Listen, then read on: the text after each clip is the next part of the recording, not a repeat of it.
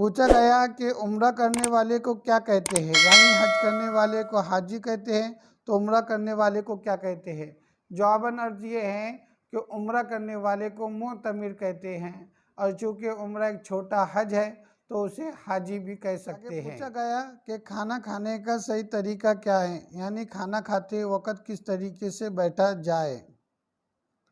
جواباً عرض ہے کہ رسول اللہ صلی اللہ علیہ وسلم کھانا کھاتے وقت تواضع انکساری کو اختیار کرتے تھے، آپ تواضع کے ساتھ کھاتے تھے۔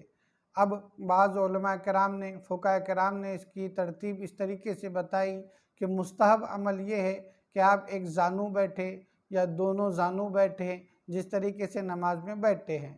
اور رہی بات یہ ہے کہ اکڑو بیٹھ کر کھانے کا، تو یہ بھی اکڑو بیٹھ کر بھی کھانے کی اجازت دی گئی ہے کہ اکڑو بھی بیٹھ کر یعنی دونوں زانو اٹھا کر بیٹھ کر کھا سکتے ہیں،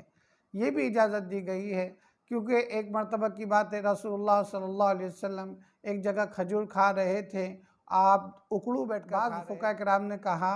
کہ رسول اللہ صلی اللہ علیہ وسلم جو کھجور اکڑو بیٹھ کر کھا رہے تھے اس کی وجہ یہ ہے کہ آپ بھوکے تھے، بھوک کی وجہ سے آپ اکڑو بیٹھ کر کھانا کھا رہے تھے۔ لیکن بعض حضرات وہ ہیں جو صحت مند ہیں،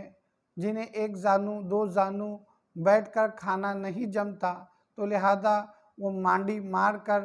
یعنی پورے چار زانو بیٹھ کر کھانا کھا سکتے، جیسی سہولت ہے ویسا کھا سکتے ہیں، الا ٹیک لگانے سے پرہیز کرے۔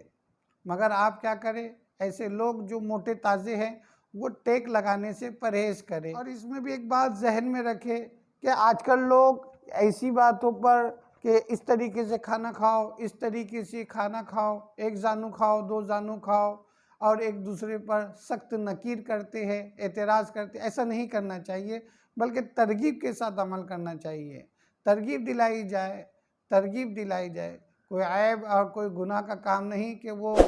مانڈی مار کر کھانا کھا رہا ہے تو بہت بڑا گناہ کا کام ہے، نہیں۔